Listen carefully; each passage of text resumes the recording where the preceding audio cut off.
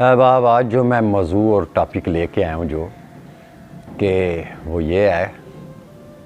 کہ آپ کو ان چیزوں کی تھوڑی سی رہنمائی ادھر دی جا سکے کہ جو پیشہ ور بہروپیے پیر ہیں جنہوں نے اس راستے کو، اس پاک اور مقدس راستے کو جو ہے وہ پیشہ بنا رکھا ہے، اور اکثر لوگ جو ہیں ان پیشہ وروں کو دیکھ کر وہ خالص لوگوں سے بھی جو اس راستے کے لیے کہ خاص لوگ ہیں ان سے بھی متنفر ہیں، تو دوسرے لوگ جو ہیں وہ تنقیدیں کرتے ہیں ان لوگوں کے اوپر کہ یہ پیریزم جو ہے یا یہ بیعت کا طریقہ جو ہے، یہ پیر ہونے کا، مرید ہونے کا، وہ ہر ایک کو جو ہے وہ کچل دیتے ہیں، پھر تنقید کا باعث وہ چیزیں بنتی ہیں۔ تو وہ لوگ کون سے ہیں جو پیشہ ور لوگ ہیں، اس کی کچھ نشانیاں بتا رہا ہوں۔ جس طرح نبی پاک صلی اللہ علیہ وسلم سے صحابہ نے عرض کی کہ یا رسول اللہ کامل مرشد کی کوئی نشانیاں بتا دیں،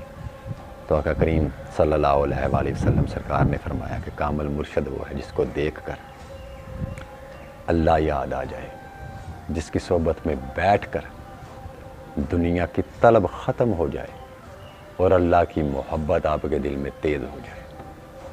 یہ مرشد کامل کی نشانی ہے۔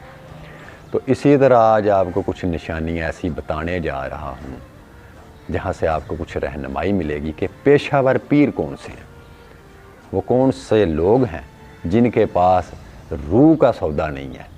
جن کے پاس آنسوؤں کا سودا نہیں ہے، جن کے پاس اللہ کا تقرب نہیں ہے، جن لوگوں کے پاس جو ہے وہ حقیقت کی معرفت نہیں ہے اور خود کو کامل مرشد وہ بتاتے ہیں، لیکن ان کو وہ چیز ہی نصیب نہیں ہے۔ ان لوگوں کی بیعت سے آپ بچیں، ان لوگوں کے ہتھے چڑھنے سے آپ بچیں، وہ کوئی مرشد کامل نہیں ہے۔ سب سے پہلے اچھا میں یہاں پہ کسی گروہ کو، کسی ایسے مثلا کہ کسی سلسلے کے خلاف بات نہیں میں کر رہا، میرے لیے ہر وہ سلسلہ صاحب قدر ہے، صاحب سلام ہے، میں سلام پیش کرتا ہوں اس سلسلے کو جہاں حقیقت کی تعلیم ہے۔ میں حقیقت کی تعلیم کا قائل ہوں، لیکن پیشہ وری تعلیم کا میں قائل نہیں ہوں۔ اس لیے میں معذرت چاہتا ہوں ان لوگوں سے جن کو اگر کوئی ایسی چیز میری بری لگے۔ میرا مقصد ان کو ٹارگٹ کرنا نہیں ہے، بلکہ ان کو ٹارگٹ کرنا ہے جو کامل مرشد نہیں ہے اور لوگوں کو گمراہ کر رہے ہیں، خود تو گمراہ ہیں ہی، لوگوں کو بھی گمراہ کر رہے ہیں، اور ان کی گمراہی کی وجہ سے بہت سے لوگ جو ہیں وہ اچھوں سے بھی بدگماں ہیں۔ اس لیے آپ کو ان لوگوں کی کچھ نشانیاں بتاتا ہوں۔ آج کل آپ نے سوشل میڈیا پہ کچھ لوگوں کو دیکھا ہوگا کہ انہوں نے دولوں کی طرح، جس طرح شادی پہ کسی دولے نے گلے میں مالائیں پہنی ہوتی ہیں اور اوپر کلے پہنے ہوتے ہیں، دولوں کی طرح شیروانیاں پہنی ہوتی ہیں،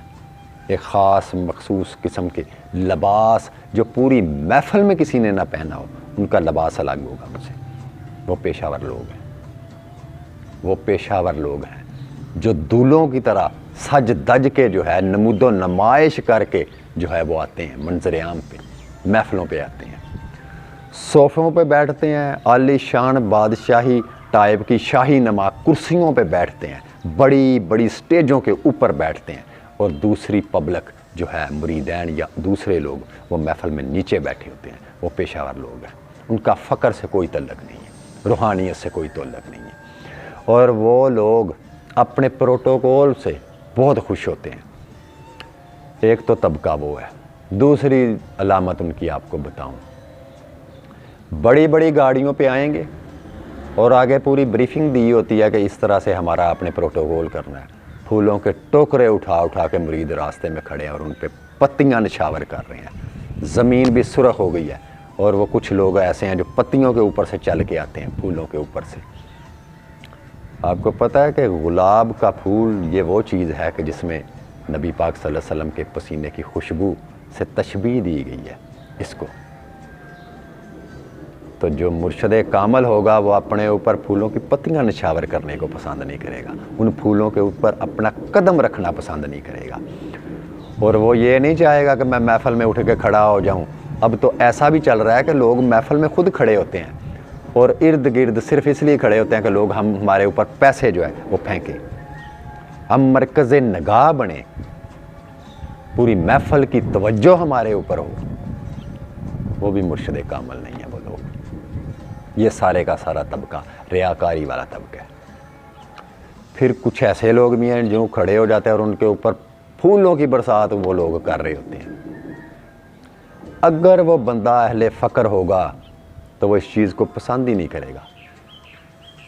اور اگر کسی مرید نے ایسی حرکت کی یا فوری طور پہ اس کو منع کرے گا، یہ تم کیا کر رہے ہو، یہ محفل کے ادب کے خلاف ہے۔ تو اس لیے وہ لوگ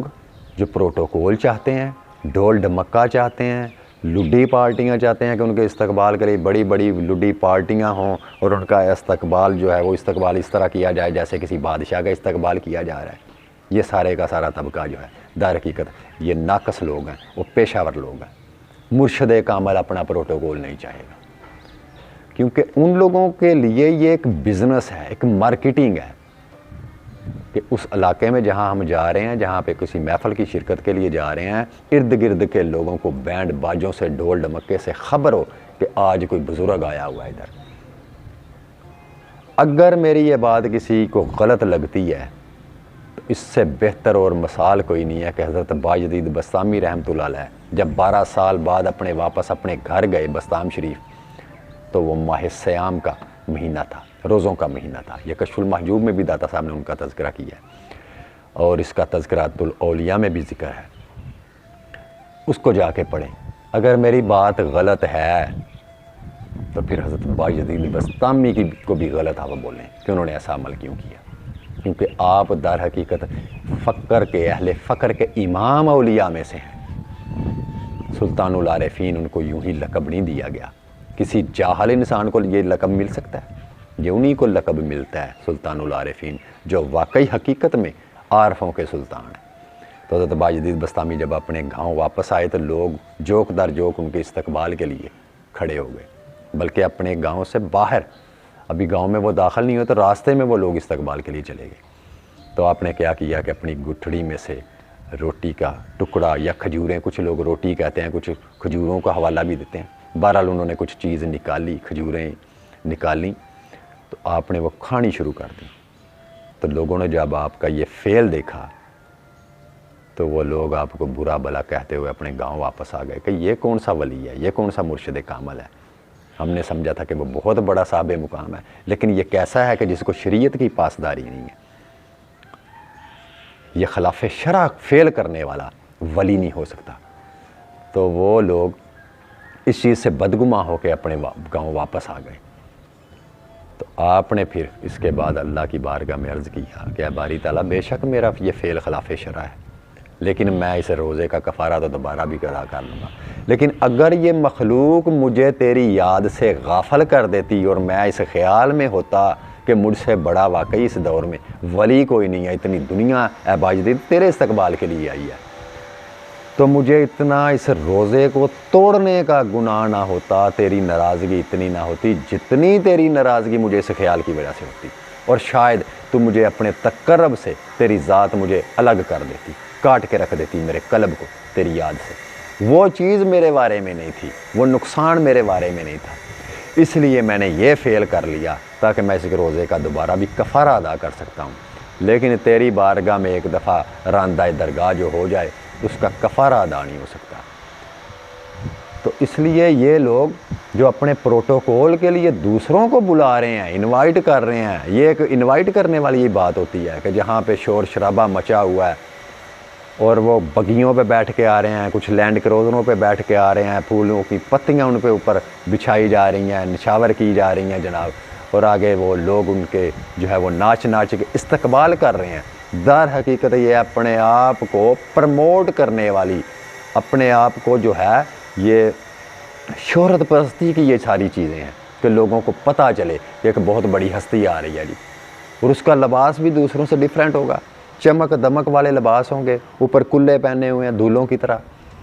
یا ایسے انہوں نے لباس پہنے ہوئے ہیں، یا ایسا انہوں نے وہ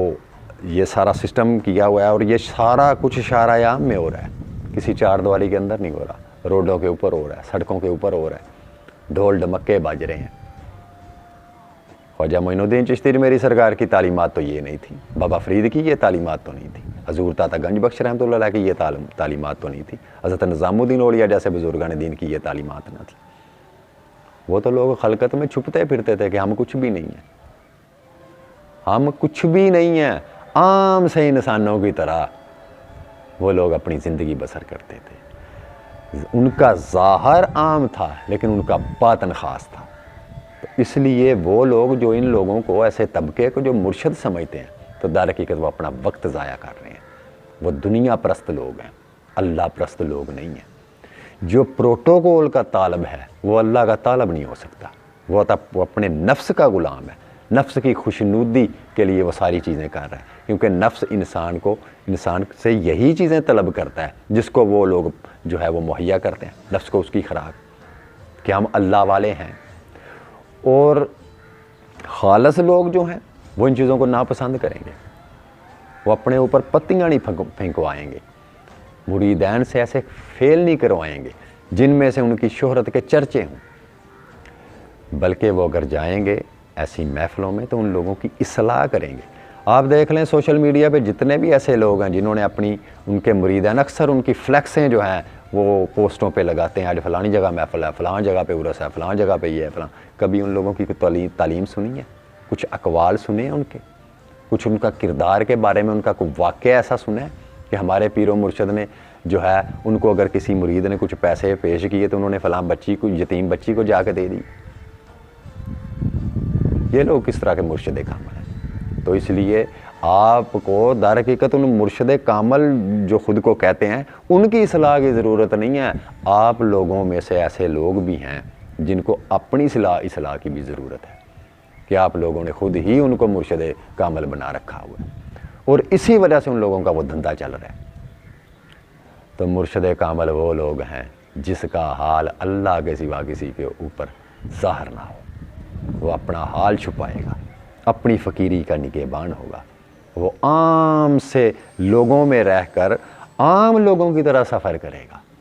اس کا مخصوص گیٹ اپ ایسا نہیں ہوگا، کچھ رنگوں والے لباس اس نے نہیں پہنے ہوں گے۔ تو کچھ لوگ ایسے ہیں جنہوں نے پوری سبز پوشاکیں پہنی ہوئی ہیں اور ان کے پیر و مرشد بھی ان کو پوشاکیں دے رہے ہیں۔ میں نے تو ایک ویڈیو دیکھی اور اکثر یہ سلسلہ اب شروع ہو گیا ہے کہ کچھ لوگ یہ بھی سمجھتے ہیں کہ جی اگر آپ چادر چڑھانے گئے ہیں کسی مزار کے اوپر تو وہ لوگ جو ہیں جو اس دربار پہ مجاور ہیں وہ اسی دربار میں سے جو صاحب مزار کی قبر کے اوپر پڑی ہوئی ہے چادر، وہ چادر اٹھائیں گے اور اس بندے کے گلے میں ڈال دیں گے،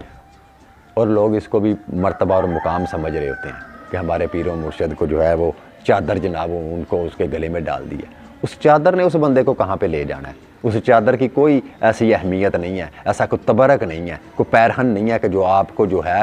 بغیر کسی عبادت کے، بغیر اللہ کی محبت کے، بغیر اپنے نفس کی اصلاح کے کسی مقام پہ لے جائے۔ اس چادر میں ایسی خصوصیت ہوتی نا تو تمام اولیاء اللہ مزاروں کی چادریں اپنے گلوں میں پہن کے بیٹھے ہوتے۔ تو اسی بارے میں علامہ اقبال سرکار فرماتے ہیں، کہتے ہیں نکل کر خانقاہوں سے ادا کر رسم شبیر۔ تو اس لیے آپ کو یہ بار بار یہ چیزیں میں سمجھا رہا ہوں اپنے اس ویڈیوز کے ذریعے کہ ان لوگوں کو شناخت کریں پہلے کہ بہروپی اور پیشہ ور لوگ کون ہیں اور خالص لوگ کون ہیں، اور ان کو دیکھ کے، ان بہروپیوں کو دیکھ کے لوگ جو ہے وہ خالص لوگوں پہ تنقید کرتے ہیں۔ تو اس لیے وہ لوگ آپ کو کسی مخصوص گیٹ اپ میں نظر نہیں آئیں گے جو کامل مرشد ہیں۔ وہ عام سے سادہ لباس میں ہوں گے، زیادہ سے زیادہ انہوں نے سر کے اوپر کوئی سفید ٹوپی پہنی ہوگی، زیادہ سے زیادہ، اس سے زیادہ نہیں۔ وہ اپنے آپ کو شو ہی نہیں کریں گے کہ ہم کچھ ہیں۔ تو جہاں پہ جو بندہ اپنے آپ کو شو کر رہا ہے وہ ذہن میں رکھیں جو پیشہ ور ہو سکتا ہے وہ اہل فقر میں سے نہیں۔ تو اس لیے اہل فقر کا طبقہ وہ ہے جو اللہ کے سوا کسی اور کی طلب ہی نہیں رکھتا، اور اللہ کی محبت کے سوا وہ کسی طلب کو نہیں مانتا، کسی محبت کو نہیں مانتا۔ تو اس لیے آپ سے یہ میں گزارش کرنے کے لیے حاضر ہوا تھا کہ آپ کو سب سے پہلے یہ پتہ ہونا چاہیے، اگر آپ کو یہ پتہ ہے کہ مرشد کامل کے اوصاف کیا ہیں تو آپ کو یہ بھی پتہ ہونا چاہیے کہ جو پیشہ ور لوگ ہیں وہ کس طرح کے ہیں، ان کا طریقہ واردات کیا ہے۔ وہ اپنی پبلسٹی کرواتے ہیں مریدین سے جو ہے، تو اپنے القاب بھی انہوں نے خود ہی لگوائے ہوئے ہیں، رہبر طریقت، کامل مرشد، اور ایسے ایسے القاب کہ جو آپ کو اولیاء کے القاب میں بھی نہیں ملیں گے۔ واقف آزندائے رموز حقیقت، آشنائے طریقت، آشنائے حقیقت، آشنائے وحدت۔ تو بزرگان دین نے تو یہ نہیں کہا کہ ہمیں جو ہے ان القاب سے پکارا جائے، تو ان لوگوں نے ایسے الفاظ کو چن کے اپنے ناموں کے ساتھ منسوب کر رکھا ہے۔ آپ جس کو نفی کہہ رہے ہیں در حقیقت وہ بھی میں کا ایک دوسرا چیز، وہ بھی میں کہ میں کچھ ہوں۔ دعا میں یاد رکھیے گا۔ اللہ